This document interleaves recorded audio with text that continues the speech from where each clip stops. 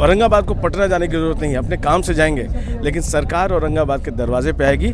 ये मेरा पहला प्रण रहता है यहाँ पे। एक आपको आश्वासन जरूर देता हूँ और विश्वास दिलाता हूँ मैं यहाँ पे कि जो योजना पूरे देश और पूरे बिहार में लागू होगी वो सबसे पहले यहाँ औरंगाबाद में लागू होगा। और इंडस्ट्रियल कॉरिडोर बनाने के लिए हमारे गया में एक एसईजी बड़ा सा बना है, आपके जानकारी में है।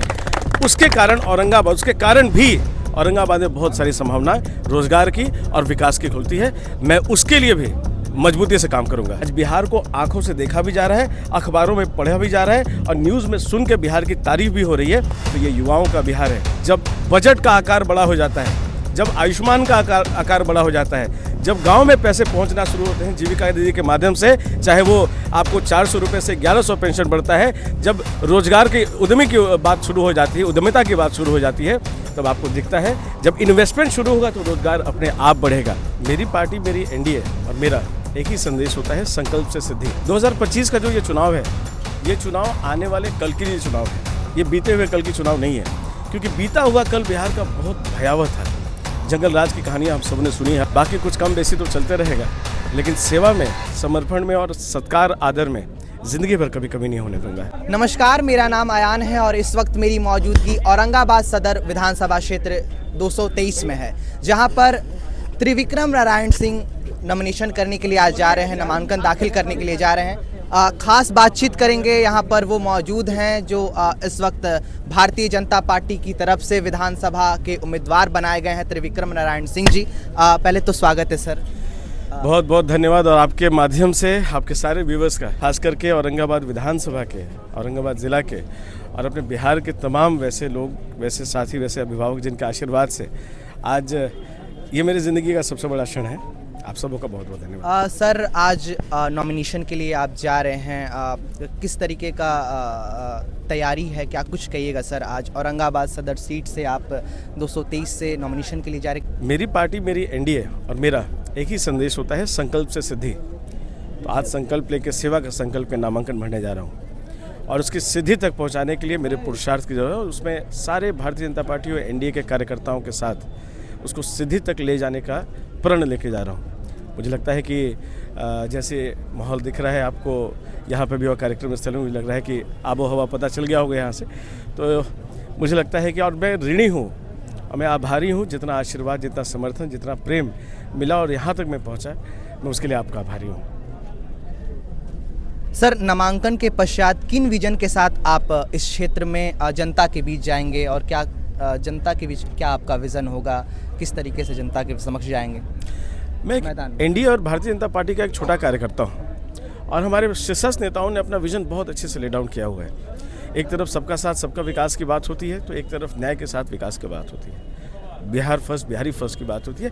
तो वैसे अपने पांचों तमाम शीर्षस्थ नेता जो हैं, आदरणीय प्रधानमंत्री जी, आदरणीय मुख्यमंत्री जी, आदरणीय जीतन राम मांझी जी, आदरणीय उपेंद्र कुशवाहा जी, आदरणीय चिराग पासवान जी, इन सबका विजन सेवा का है, इन सबका विजन समर्पण का है, इन सबका विजन विकास का है। तो ये विकासशील बिहार से विकसित बिहार का जो सफ़र है, उसमें मैं एक छोटे कार्यकर्ता की तरह एक अपना भूमिका निभाऊंगा और विकसित औरंगाबाद, और यहाँ पे मेरे लिए औरंगाबाद को पटना जाने की जरूरत नहीं है, अपने काम से जाएंगे, लेकिन सरकार औरंगाबाद के दरवाजे पे आएगी। ये मेरा पहला प्रण रहता है यहाँ पे।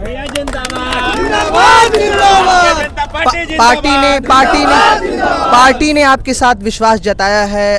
औरंगाबाद सदर से आपको सीट मिला है, आपको नामांकन करने का आज मौका भी आपको मिल रहा है। जनता के लिए जनता आपके साथ किस तरीके का विश्वास जता रही, क्या वो प्यार मिल पा रहा है जिस तरीके से पार्टी ने आपके साथ विश्वास जताया है? क्या जनता वो विश्वास जता पा रही है आपके प्रति? पार्टी और गठबंधन विश्वास तभी जगाता है जब जनता से प्रेम और आशीर्वाद मिलता है। संगठन एक अलग विषय होता है और जनप्रतिनिधि बनने के लायक पार्टी समझे, उसका एक ही पैरामीटर होता है, एक ही पैमाना होता है कि जनता का आशीर्वाद, जनता का प्रेम मिलता हो। तो आप सब देख पा रहे हैं, और इसी आशीर्वाद, इसी समर्थन के कारण, इसी प्रेम के कारण पार्टी और एनडीए ने, इतने बड़े घटक दल ने, जिसके विश्व में सबसे ज़्यादा सपोर्टर्स है, सबसे ज़्यादा कार्यकर्ता हैं, उसने एक छोटे से बूथ लेवल कार्यकर्ता को ये चुना कि वो चुनाव लड़ सके। तो आप देख पा रहे हैं कि मैं ऋणी हूँ। मैं फिर से कहता हूँ, आज मेरे जीवन का बहुत बड़ा दिन है और आप सबों के माध्यम से, आप सबों के कारण मैं यहाँ तक पहुँचा हूँ। मैं आजीवन ऋणी रहूँगा और आपके माध्यम से मैं फिर एक बार दोहराना चाहूँगा, बाकी कुछ कम बेसी तो चलते रहेगा, लेकिन सेवा में, समर्पण में और सत्कार आदर में जिंदगी भर कभी कमी नहीं होने दूंगा। युवा विक्रम भैया जिंदाबाद, विक्रम भैया जिंदाबाद। युवाओं के साथ कैसी तालमेल रहेगी और युवाओं के लिए, युवाओं के प्रति आप क्या कुछ करने का, इस क्षेत्र से अगर निकल करके सिटिंग एमएलए होकर के आप विधानसभा पहुंचते हैं तो युवाओं के लिए किन विजन पर काम करेंगे? और एम्प्लॉयमेंट सबसे बड़ी जो मूलभूत समस्या बिहार की रही है हमेशा से सर, एम्प्लॉयमेंट के प्रति आप कितने सजग होंगे और किस तरीके से काम करेंगे इस क्षेत्र के लिए? जो 2025 का जो ये चुनाव है, ये चुनाव आने वाले कल के लिए चुनाव है, ये बीते हुए कल की चुनाव नहीं है। क्योंकि बीता हुआ कल बिहार का बहुत भयावह था। जंगल राज की कहानियाँ हम सब ने सुनी है। आज तो ये जनरेशन हमारे, तो हम लोगों ने तो आँख से देखा है जब 10th कर रहे थे वहाँ पे, लेकिन हमारी बाद की जनरेशन शायद वो देखे नहीं, लेकिन उन्होंने देखा है। आज सोशल मीडिया के माध्यम से, अखबारों के माध्यम से उन्होंने देखा है कि बिहार कैसा होता था। पहले बिहार को आँखों से नहीं कानों से देखा जाता था। बिहार के बारे में सुनते थे लोग और डरते थे लोग, यहाँ से पलायन होता था। आज हम देख पा रहे हैं कि इतने बड़े आकार का बजट आज बिहार को आंखों से देखा भी जा रहा है, अखबारों में पढ़ा भी जा रहा है और न्यूज़ में सुन के बिहार की तारीफ भी हो रही है। तो ये युवाओं का बिहार है। मैं खुद आग्रह करूँगा आप सबों से कि एनडीए का साथ दें। एनडीए एक लौती ऐसी गठबंधन है, एक ऐसा घटक दल है जो कि मिल के युवाओं के बारे में सोचता है। हमारे प्रधानमंत्री को आपने सुना है, हमारे मुख्यमंत्री जी को आपने सुना है, आदरणीय चिराग पासवान जी को आपने सुना है, आदरणीय उपेंद्र कुशवाहा जी को सुना है, आदरणीय मांझी जी को आपने सुना है कि किस तरह से युवाओं की बात कर रहे हैं। जब बजट का आकार बड़ा हो जाता है, जब आयुष्मान का आकार बड़ा हो जाता है, जब गांव में पैसे पहुंचना शुरू होते हैं जीविका दीदी के माध्यम से, चाहे वो आपको 400 रुपये से 1100 पेंशन बढ़ता है, जब रोजगार के उद्यमी की बात शुरू हो जाती है, उद्यमिता की बात शुरू हो जाती है, तब आपको दिखता है जब इन्वेस्टमेंट शुरू होगा तो रोजगार अपने आप बढ़ेगा।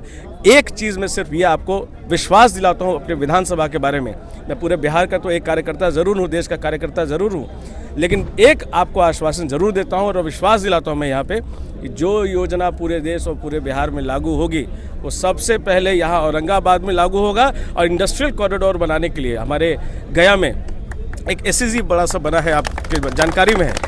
उसके कारण औरंगाबाद, उसके कारण भी औरंगाबाद में बहुत सारी संभावनाएं रोजगार की और विकास की खुलती है। मैं उसके लिए भी मजबूती से काम करूँगा। तो देखिए, हमने बात किया औरंगाबाद सदर से। अभी भारतीय जनता पार्टी के टिकट पर चुनावी मैदान में है त्रिविक्रम नारायण सिंह, गोपाल नारायण सिंह जी के पुत्र हैं। ये यहाँ से मैदान में हैं और पार्टी ने विश्वास जताया है, तो उन्होंने भी तमाम तरीके की हमारे साथ बातचीत की है, रोज़गार पर बात की है, जिस तरीके से किस तरीके से वो जनता के समक्ष जा रहे, क्या कुछ उनका विज़न है, इन सारे मुद्दों पर हमने उनसे मुखरता से बातचीत की है। बहरहाल इस पर वीडियो पर आप क्या सोचते हैं, अपनी प्रतिक्रिया कमेंट बॉक्स में ज़रूर दीजिएगा। तब तक के लिए दीजिए मुझे इजाज़त। बहुत बहुत धन्यवाद।